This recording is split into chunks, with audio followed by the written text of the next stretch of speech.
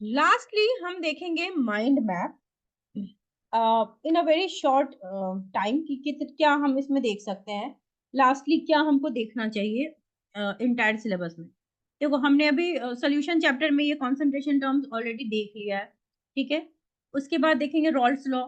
जो ideal solution होंगे वो रॉल्स लॉ ओबे करेंगे, जो आइडियल नहीं होंगे वो नहीं ओबे करेंगे। तो जो नॉन आइडियल है वो एक पॉजिटिव है एक नेगेटिव है, ठीक है। सॉल्यूशन तीन तरह के हो गए, solid solution, liquid solution and gases solution.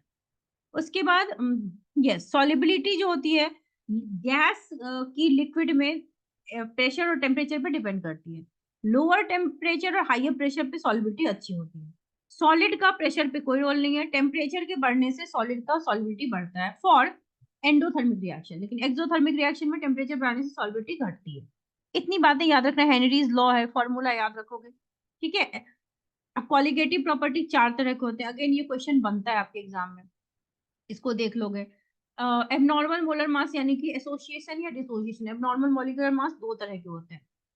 Electrochemistry में हम जैसे इलेक्ट्रोकेमिस्ट्री है, डैनियल सेल को देख के जाओगे, इलेक्ट्रोकेमिस्ट्री में क्या होता है, इलेक्ट्रिकल एनर्जी को केमिकल एनर्जी में कन्वर्ट करते हैं।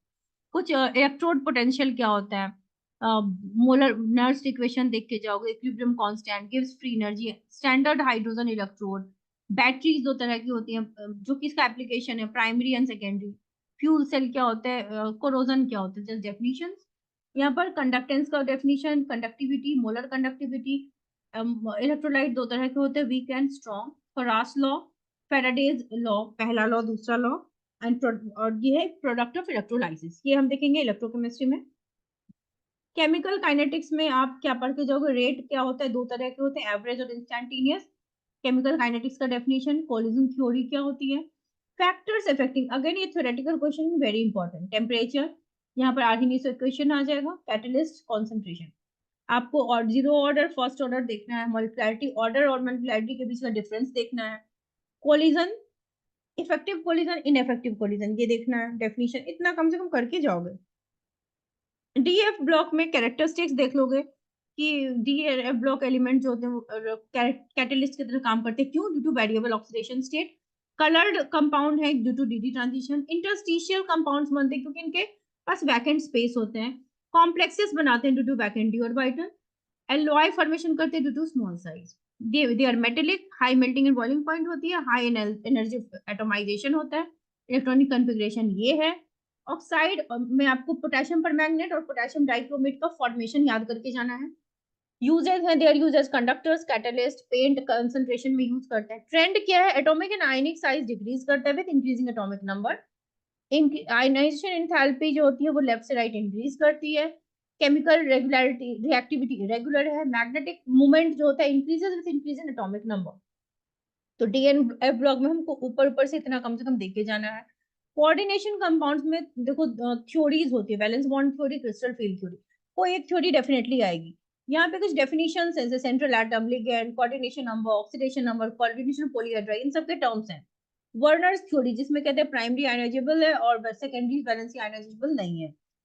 देन मेटल कार्बोनिल्स जो होते हैं जिसमें सिग्मा और पाइप कैरेक्टर दोनों होता है। Coloured complexes, DD transition. इसके आइसोमर्स दो तरह के होते हैं, स्ट्रक्चरल एंड स्टीरियो। स्ट्रक्चरल होते हैं ionisation, hydrate, linkage, coordination. Stereo होते हैं ज्योमेट्रिकल एंड ऑप्टिकल। ये डेफिनेशंस करके जाओगे। हेलो अल्केन्स में आप क्लासिफिकेशन देखोगे नंबर ऑफ हाइड्रोजन के बेसिस पर, हाइब्रिडाइजेशन sp3 के बेसिस पर, sp2 के बेसिस पर, alkyl, allylic, benzylic, vinylic and arylic. यहाँ पे आपको आइडेंटिफिकेशन आएगा, नोमेनक्लेचर करके जाओगे। कार्बन हाइड्रोजन का बॉन्ड कैसा है, बॉन्ड लेंथ का ऑर्डर ये है। फिजिकल प्रॉपर्टी में बॉइलिंग पॉइंट का ये ऑर्डर है। Density increases with increasing carbon number, hydrogen number, क्योंकि डेंसिटी मास के इंक्रीज होने से इंक्रीज होता है। Solubility, slightly soluble in water है, ऑर्गेनिक सॉल्वेंट में अच्छे से सॉल्युबल है। इसके प्रिपरेशन के कुछ ये मेथड्स हैं, ये याद करोगे, हेलोजन एक्सचेंज, हाइड्रोकार्बन से बनाना, अल्कोहल से बनाना। हेलो एरीन्स के preparation from hydrocarbon and from amines by sandwich process. Chemical reactions इसके SN1 SN2 में से कोई एक जरूर आएगा। Elimination, beta elimination, Wurtz reaction, again a very important reaction. Chemical halo arenes के भी ये nitration, halogenation, sulphonation, Friedel Crafts, Wurtz fittings, fitting. और ये पोली हेलोजन कंपाउंड्स, इसके यूजेस आप याद कर लो, ये आ सकते हैं आपके एग्जाम में। Again alcohol, ether and phenol में आप देख लो, फिजिकल प्रॉपर्टीज में मेल्टिंग पॉइंट, बॉइलिंग पॉइंट, सॉल्वेबिलिटी आपको याद होनी चाहिए। क्लासिफिकेशन अगेन इसका अल्काइल हैलाइड जैसा ही है सारा, allylic, alkalic, benzylic, vinylic, nomenclature. उसके बाद प्रिपरेशन, एल्कीन से बनाते हैं, कार्बोनिल कंपाउंड से बनाते हैं, ग्रिग्नार्ड से बनाते हैं। केमिकल प्रॉपर्टी में बॉन्ड ब्रेकिंग हो सकता है कार्बन और OH के बीच का, या कार्बन ऑक्सीजन के बीच का। कार्बन OH का बॉन्ड ब्रेकिंग हुआ तो क्या होगा, reaction with metal, acidification, dehydration. Carbon oxygen bond टूटेगा तो रिएक्शन विथ HX, ऑक्सीडेशन। इसका यूज है सॉल्वेंट की तरह, कोई भी organic compound is use as solvent and preparation और अदर ऑर्गेनिक कंपाउंड। ये कॉमन यूज है जो आप कहीं भी अप्लाई कर देना, ठीक है। एल्डिहाइड कीटोन एसिड में भी अगेन नोमेनक्लेचर आपको याद करना है, क्लासिफिकेशन आना चाहिए, right. Then nature of carbonyl carbon कैसा होता है, फिजिकल प्रॉपर्टी में बॉइलिंग पॉइंट, मेल्टिंग पॉइंट क्या होती है, सॉल्बिलिटी क्या होती है, यूजेस देखो सॉल्वेंट तो हर जगह है, फूड इंडस्ट्री में रोल है। इसका preparation, रोजनमंड, Stephens reduction, Etard reaction, ये नेम रिएक्शन बहुत इंपॉर्टेंट है, गाटरमैन पॉच reaction, Cannizzaro reaction, electrophilic substitution, reduction, oxidation, nucleophilic substitution. तो ये इसके इंपॉर्टेंट रिएक्शंस हैं। Similar same goes with ketone also, ketone के भी वही सारे रिएक्शन है, preparation, nature of carbonyl carbon, physical properties, uses, chemical nucleophilic substitution, reduction, oxidation, reaction with alpha hydrogen, Cannizzaro and electrophilic substitution reaction. Carboxylic acid, ये chapter काफी बड़ा है सबसे यहाँ पर भी IUPAC नेम आना चाहिए, नेचर ऑफ हैलोजन, मतलब RCOCH, ये जो बॉन्ड है कार्बोक्सिलिक ग्रुप, इसका नेचर स्ट्रक्चर ये होता है। क्लासिफिकेशन, एलिफेटिक एरोमेटिक की तरह। प्रिपरेशन, अल्कोहल से बनाते हैं, अल्काइल बेंजीन से बनाते हैं, नाइट्राइल से, ग्रिग्नार्ड एजेंट से, एसाइल हैलाइड ईस्टर से बनाते हैं। फिजिकल प्रॉपर्टीज याद करके जाओगे, कौन लिक्विड है, कौन सॉलिड है, बॉइलिंग पॉइंट कैसी है, सॉल्बिलिटी कैसी है, uses, solvent, food industry, perfumery et cetera. Reaction, OH bond breaking के साथ क्या होता है, COH बॉन्ड ब्रेकिंग का रिएक्शन, RCOH का ब्रेकिंग।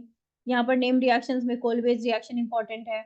देन आपका हेल वोलहॉर्ड जेलेंस्की रिएक्शन, यानी कि हेलोजिनेशन रिएक्शन इंपॉर्टेंट है। अमाइंस, अमाइंस में अगेन आप सबसे पहले तो IUPAC नोमेनक्लेचर करोगे। देन उसका प्रिपरेशन, नाइट्रो से बनाते हैं, reduction of nitrile, amide, Gabriel phthalimide, Hofmann degradation, ये सबसे इंपॉर्टेंट है। इसका फिजिकल प्रॉपर्टी अनप्लीजेंट होता है, इसका सॉलिबिलिटी कितनी है, बॉइलिंग पॉइंट का ऑर्डर क्या है, वो याद रखेंगे। केमिकल प्रॉपर्टीज में basic strength, alkylation, acylation, carbyl amine reaction again very important, reaction with nitrous acid, electrophilic substitution reaction, ये इंपॉर्टेंट है। इसका स्ट्रक्चर जैसे ज्योमेट्री पिरामिडल है, sp3 हाइब्रिडाइजेशन है, प्रिपरेशन कैसे करते हैं, एनिलीन से बनाते हैं, सैंडमेयर्स रिएक्शन है, फिजिकल प्रॉपर्टी जैसे कलरलेस क्रिस्टलिन सब्सटेंस है, प्राइमरी सेकेंडरी टर्शियरी अमीन कैसे होते हैं। लास्ट चैप्टर इज और बायोमोलिक्यूल, बायोमोलिक्यूल में आपको कार्बोहाइड्रेट प्रोटीन पढ़ना है। कार्बोहाइड्रेट देखो, मोनोसेकेराइड में ग्लूकोज, फ्रक्टोज, डाइसेकेराइड में सुक्रोज, लैक्टोज, माल्टोज, पॉलीसेकेराइड में स्टार्च, सेलुलोज और ग्लाइकोजन पढ़ना है।